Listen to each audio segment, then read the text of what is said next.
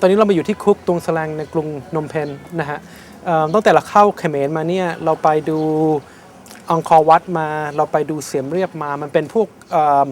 ประวัติศาสตร์เก่า1,000 กว่าปีของประเทศเขมรแต่เรายังไม่เคยมาดูประวัติศาสตร์ที่เพิ่งผ่านมานะครับแล้วก็ที่นี่เนี่ยก็คือว่าช่วงประมาณ1975 ถึง 79เนี่ยเป็นช่วงที่โพล โพธกับเขมรแดงเนี่ยคุมอำนาจในประเทศนี้นะฮะแล้วก็คนตายกันไปเยอะมากเขาบอกประมาณ3 ล้านคนนะครับตอนนี้ประมาณ 60,000 คนเนี่ยนักโทษเนี่ยมาผ่านที่นี่มาผ่านจุดนี้ก่อนที่จะไปโดนประหารชีวิตกันที่ Killing Field นะแล้วก็ทางรัฐบาลปัจจุบันเนี่ยเขาก็เก็บที่นี่เอาเป็นอนุสรณ์เอาไว้เพื่อที่จะให้เห็นถึงสิ่งโหดร้ายที่ทางเขมรแดงทำลงไปเขาบอกว่าหลักฐานนี่เห็นได้ในเนี่ยพื้นที่นี่เต็มไปหมดเลยนะฮะเดี๋ยวผมจะไปดู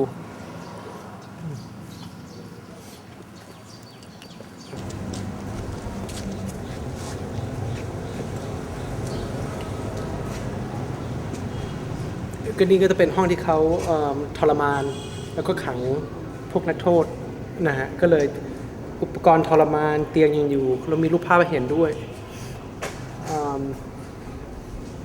ที่ผมไม่เข้าใจก็คือว่าผู้นำเขมรแดง4 คนเนี่ยใหญ่ๆเลย2 คนยังมีชีวิตอยู่ยังถูกขังอยู่ในคุกที่นี่ที่นมเพนไม่ไกลจากที่นี่แต่ศาลก็ยังไม่ตัดสินนะฮะไอ้ก็ไม่เข้าใจว่าทำไมวิธีหนึ่งที่เขมรแดงเขาทรมานนักโทษก็คือว่าเขาจะเอาขาที่ผูกเอาเชือกผูกขาแล้วก็มัดข้างบนแล้วก็เอาหัวใส่เข้าไปในโอ่งน้ำนะครับโอ่งน้ำนี่จะเป็นน้ำสกปรก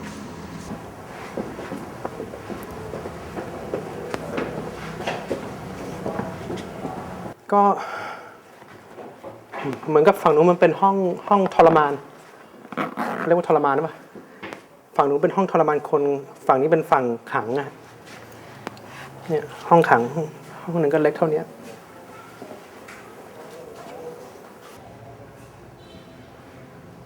พจน์เนี่ยเขาต้องการล้างอดีตของเขมรให้หมดเลยคือเขาก็พูดเลยนะปี75เป็นปี0เขาทำกฎขึ้นมาเป็นปี0สมมติถ้าเกิดไอเกิดมาเมื่อยุคนั้นนะไอโดนฆ่าเลยเพราะไอใส่แว่นตาถ้าเกิดไอใส่แว่นตาแปลว่าไออ่านหนังสือเยอะคือว่าคนที่มีการศึกษาคนที่มีความรู้หมอทนายนี่เขาฆ่าหมดเลยเขาพยายามกลับให้ทุกคนกลับไปเป็นชาวนาใหม่คือพูดง่ายๆมันก็เป็นระบบคอมมิวนิสต์แบบเก่าๆอะดูจากรูปภาพที่เขาถ่ายดูสายตาของแต่ละคนแต่ละคู่มันเศร้าแล้วก็คือตกอยู่ในสถานการณ์เดียวกันนะในห้องนี้ก็จะเป็นชีวประวัติของชาวเขมรที่ผ่านช่วงเขมรแดงครองเขมรนั่นนะครับแล้วก็ช่วงโพล โพธพูดง่ายๆแล้วก็เมื่อกี้เด็กผู้ชายกันนั้นก็พูดแบบที่ผมพูดไปเมื่อตอนต้นนะว่าทำไมผู้นำเขมรแดงบางคนปัจจุบันเนี่ยยังไม่ถูกศาลตัดสินสักทีตัวเขาเองเขาก็ไม่เข้าใจนะฮะแล้วก็ตัวใหญ่สุดโพล โพธก็ตายไปแล้วใช่ไหมแล้วก็ยกเรื่องโพล โพธขึ้นมาพูดเพราะว่าเมื่อ1,000 ปีก่อนเนี่ยชัยวรวรรณนะฮะที่7เนี่ยเป็นช่วงที่เขมรนี่เป็นอาณาจักรที่รุ่งเรืองที่สุดในโลกนะแล้ว1,000 ปีผ่านไปนะมาถึงช่วงโพล โพธก็เป็นนรกอ่ะ เป็นนรกเลยแหละนะฮะก็คือว่าผู้นำของประเทศของกลุ่มคนที่เป็นสิ่งที่ไอ้ว่าสำคัญมากสำหรับอนาคตแล้วการเป็นอยู่ของแต่ละเชื้อชาติ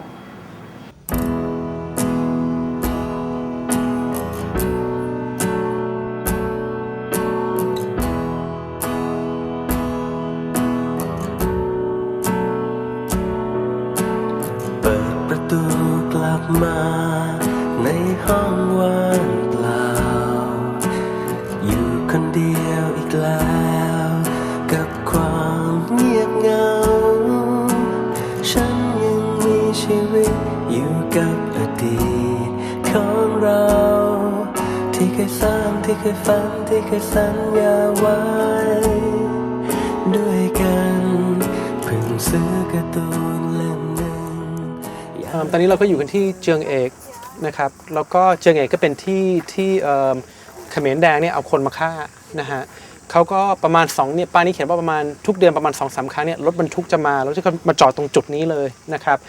นักโทษพวกนี้มาจากตวงสแลงที่เราไปมาเมื่อวานนี้นะฮะหลังจากที่ถูกสอบปากคำแล้วเนี่ยก็จะถูกพามานี่ถูกพาไปตรงนู้นแล้วก็ถูกเอาค้อนเนี่ยมาทุบหัวจนตายนะครับเหตุผลที่เขมรแดงใช้ค้อนคือว่าไม่อยากเปลืองกระสุน แล้วตอนที่เขาทุบหัวเนี่ยเขาจะเล่นดนตรีค่อนข้างดังนะฮะชาวบ้านเนี่ยจะได้ไม่รู้ว่ากำลังฆ่าคนอยู่ทั้งหมด 17,000 คน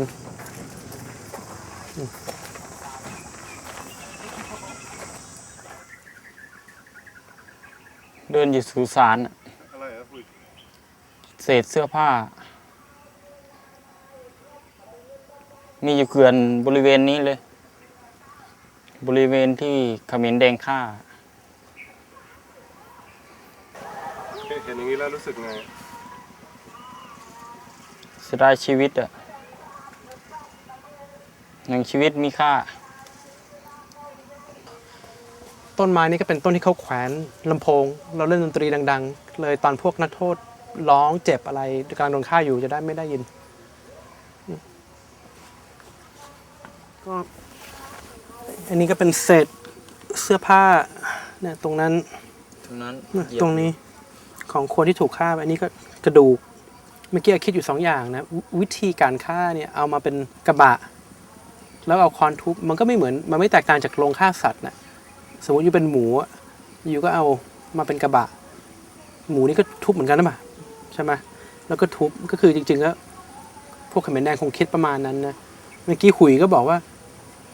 แล้วเขาจะทุบพร้อมกันเหรอมันเป็นไปไม่ได้นี่มันนักโทษมันเยอะเกินไปนี่ก็เลยอยู่ก็ลองคิดถึงคนที่กำลังเข้าคิวอยู่กำลังจะโดนทุบเมื่อกี้ไอ้ก็คิดประเด็นนั้นเหมือนกับฆ่าสัตว์เลยไม่แตกต่างจากฆ่าสัตว์แล้วก็อีกประเด็นที่ไอ้คิดก็คือว่าสมมติมนุษย์ทุกคนเนี่ยคือถ้าเกิดอยู่เคยไปโรงพยาบาลใช่ไหมมันจะมีไอ้ห้องคลอดเด็กเราก็จะดูเข้าไปก็จะมีเด็กเป็นร้อยๆเลยใช่ไหมทุกคนเด็กทุกคนเนี่ยมันเริ่มในห้องนั้นใช่ไหมแต่ว่าบางคนนี่มันกลายมาเป็นแบบโพลพอตได้ยังไงคืออะไรทำให้คนกลายมาเป็นแบบนั้นมันเป็นอะไรที่น่าคิดอยู่มาค่ะ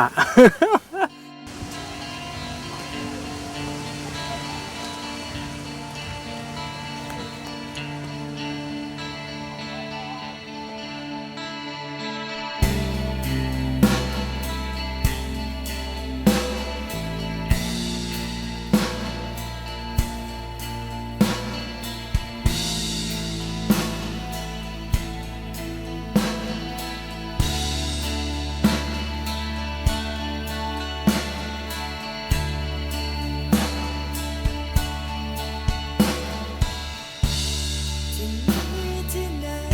มีใครได้ยินบ้างมีแต่ความอ้างว้างเดียวดาย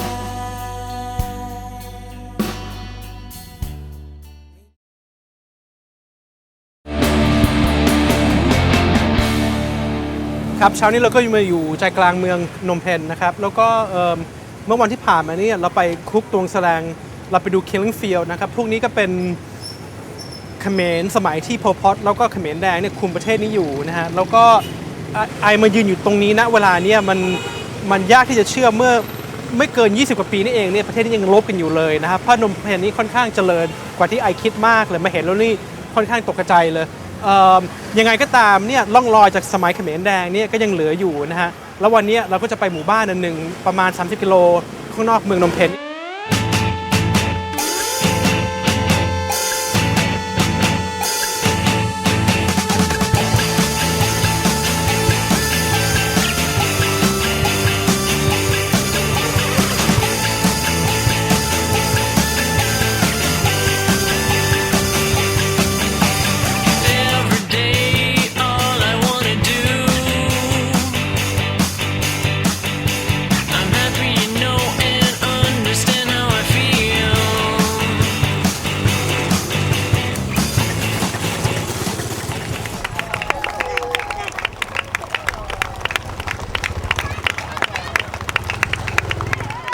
no อ๋อ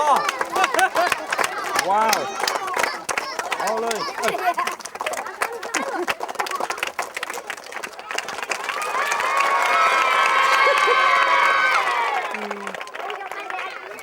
ครับตอนนี้เราก็มาอยู่ที่หมู่บ้านที่หนึ่งนะครับประมาณ30 กิโลจากนมเพนนะครับหมู่บ้านที่นี่เรียกว่า New Hope for Cambodian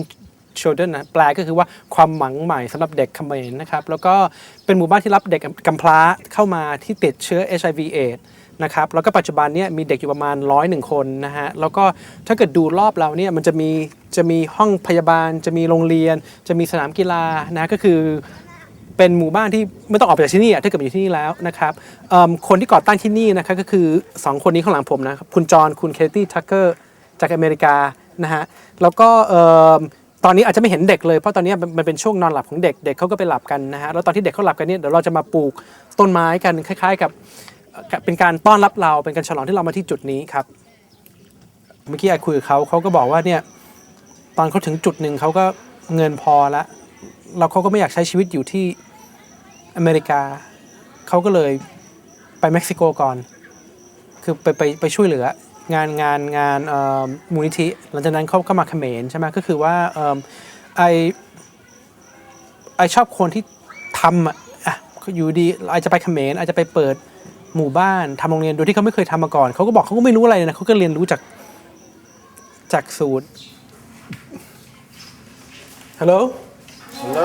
My name is Suki What's yours Okay คนนี้ทำไมมาอยู่นี่ Bear ดูสิดูนี่ Chicken Man Monkey Okay English lesson finish ข้างหลังผมก็เป็นโรงเรียนสอนเป็นห้องสอนพิเศษภาษาอังกฤษนะแล้วก็จริงๆเด็กพวกนี้เขาก็ไปโรงเรียนรัฐหมดนะครับแต่ว่าที่โรงเรียนรัฐเนี่ยคุณครูที่นั่นนะก็ได้เงินเดือนประมาณเดือนละ1,500หลายๆทีเนี่ยเขาไปถึงเนี่ยปั่นจักรยานไป2 กิโลเนี่ยครูไม่อยู่เขาก็กลับมานี่กันนะฮะเลยที่นี่เขาก็เลยจ้างคุณครูพิเศษมาสอนเขาในกรณีนี้ก็คือภาษาอังกฤษความรู้จะได้มากขึ้นก็ที่นี่เขาเลี้ยงหมูนะแต่ว่ามันไม่ใช่เป็นการแค่เลี้ยงหมูไปเล่นๆก็คือว่าเขาเลี้ยงหมูเนี่ยแล้วก็หลังจากที่หมูโตขึ้นแล้วเนี่ยคือเขาจะซื้อมาตอนที่มันเด็กๆแล้วตอนที่มันประมาณ100 กิโลเนี่ยเขาจะเอาไปขายที่ตลาดนะฮะรายได้จากหมูนี่นะที่เขาขายได้เป็นเงินที่เขาเอามาใช้จ่ายค่าพนักงานทั้งหมดที่นี่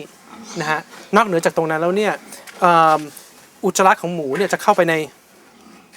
นี่ใครเคยเห็นอุจจาระหมูป่ะจะเข้าไปในนี้นะฮะแล้วก็จะไปถึงท่อตรงนั้นนะฮะท่อตรงนั้นเนี่ยจะวิ่งเข้าไปในครัวนะฮะแล้วก็อุจจาระหมูเนี่ยมันไปทำเป็นแก๊สเมเทนได้ก็คือว่าแทนที่จะไปซื้อแก๊สจากซูเปอร์มาร์เก็ตมาใช้หุงข้าวอะไรนี่เขาใช้อุจจาระหมูเปลี่ยนเป็นแก๊สหุงข้าวนะฮะเมื่อกี้คุณจรบอกว่าประหยัดเงินได้อีก$400ต่อเดือนนะฮะ436 16,000เยอะนะอ้วนทุกตัวเลย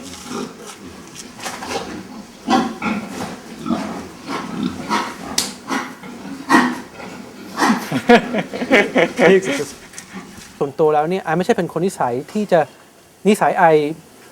ไม่ใช่จะมาทุ่ม100%ให้กับงานมูลนิธิไอเป็นคนไอไม่ใช่คนอย่างนั้นไอยอมรับว่าไอเป็นคนที่ยังเห็นแก่ตัวอยู่ใช่ไหมแต่ที่ไอไปเยี่ยม5 ที่หรือว่าทำตรงนี้มันเป็นเท่าที่ไอทำได้เท่าที่ไอพร้อมจะทำบางทีเราจะมีความรู้สึกว่าเราคนหนึ่งเนี่ยมันทำอะไรไม่ได้หรอกในโลกนี้มันเปลี่ยนโลกอะไรไม่ได้หรอกใช่ไหมแล้วก็เมื่อไหร่เรามาทำอะไรแบบนี้เนี่ยก็คือว่ามันก็ได้มันได้ในระดับหนึ่งอ่ะมันได้ในเท่าที่เราทำได้แต่เราทำไงไม่ใช่เราไม่ทำอะไรเลยไง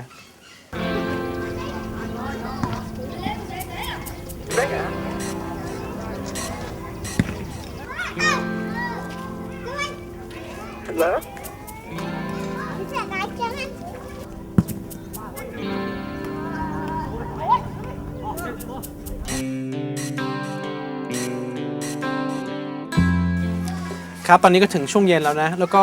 ตอนแรกวันนี้เนี่ยเราจะไปแข่งวอลเลย์บอลกับพวกเด็กๆแต่บังเอิญฝนมันตกตอนนี้ก็ยังตกอยู่นะเราก็เลยตัดสินใจจะเป็นผู้ใหญ่ที่ดีไม่อยากชนะเด็กๆก็เลยมาแจกขนมแทนซึ่งตอนนี้ทีมงานกำลังแจกอยู่เดี๋ยวผมก็จะไปแจกขนมด้วยแล้วเดี๋ยวเขาก็จะมีอะไรให้เราด้วยแล้วคนนี้ก็โอ้โห ดูปากนี่ คือเด็กคนนี้นี่ตามผมมาทั้งวันเลยดูปากเมื่อกี้ขำเลยแล้วก็วันนี้ก็เป็นวันที่ดีนะฮะที่เราได้มาอยู่ที่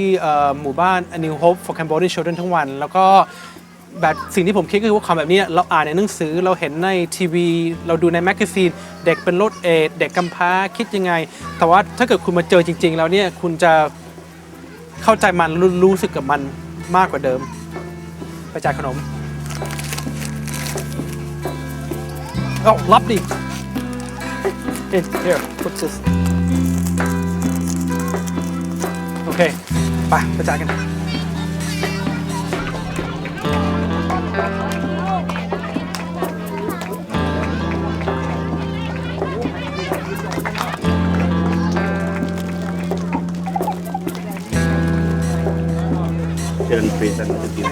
Thank you.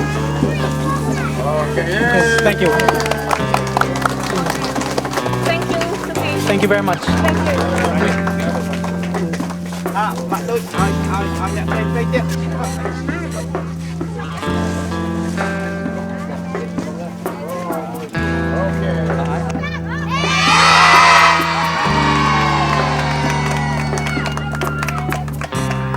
Bye bye.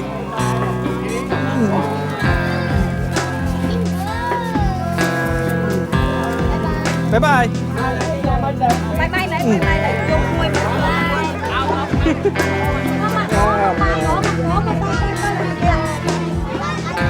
Bye bye. Bye bye. Baสวัสดีครับ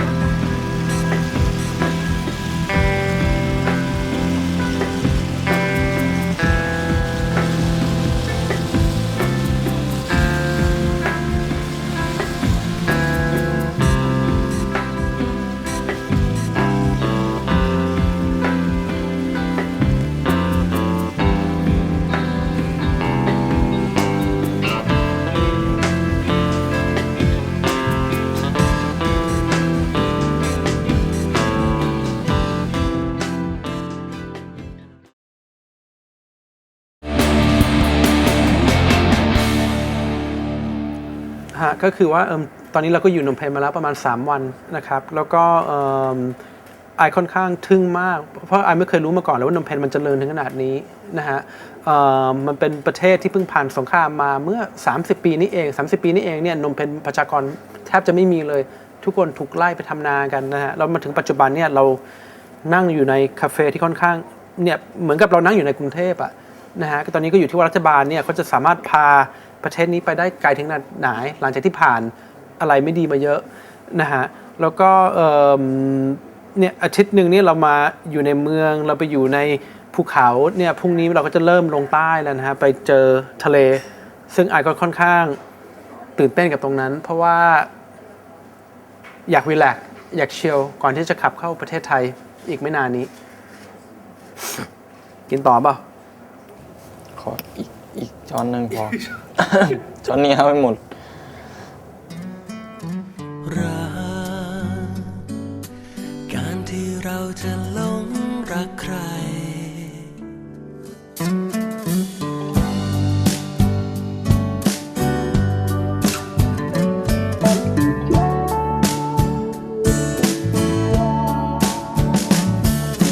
รักรู้ใช่ไหมว่าผมรักคุณคุณคือคนนั้น แต่ถ้าคุณจะถามว่าทำไม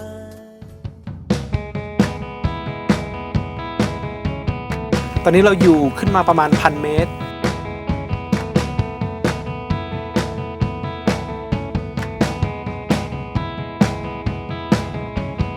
งดงามยามจนผิดกันแสงดาวจูบกับแสงจันทร์ค่ำคืนนี้